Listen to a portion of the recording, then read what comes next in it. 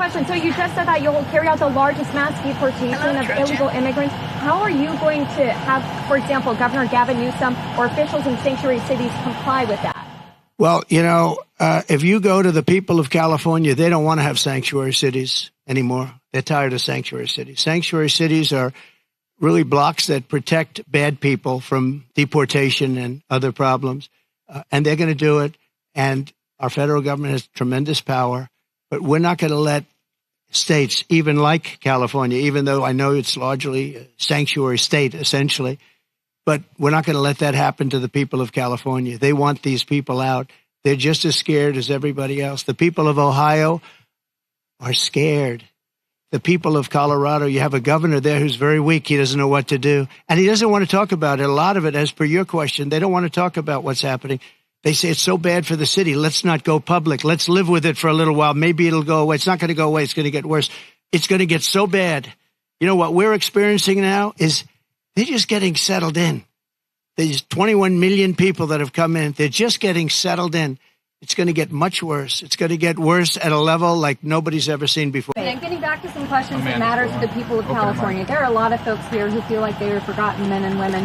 The state government doesn't seem to care, but you are coordinating with the local mayor. What can you do to help this community either now or when you get elected? Well, we're going to help them, and I told John, the local mayor, but I told John we're going to help him with his slide problem. There are ways of fixing that. We discussed it. He knows better than anybody.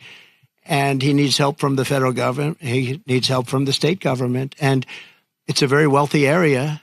But you also have people living here that are elderly and have fixed incomes and have houses that are going to be, shoved into the Pacific Ocean if something's not done. And he wants it taken care of. He's a great mayor.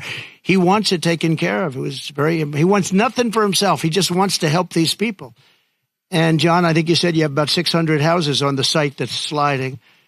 And he'd like to be able to save those houses for people, that some of which will never be able to have a house again. It's pretty sad. It was perfect. The country was perfect. We were drilling. We were taking it out. Now we're buying our oil from Venezuela. It's not even believed. It's interesting. They give him billions of dollars now, Maduro, the dictator. I call him the owner of Venezuela. They give him billions and billions of dollars, but then they foreclose on his plane.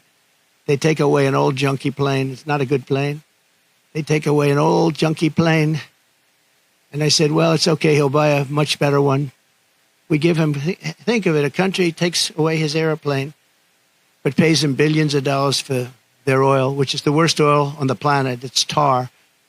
And it has to be refined. There's only one plant in the entire world that can refine that junk.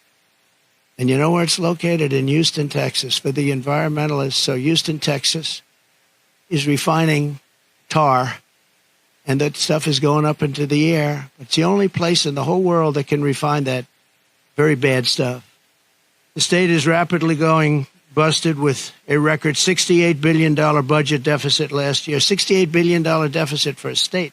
And the government is so incompetent that it costs $1.7 million to install a single public toilet in San Francisco.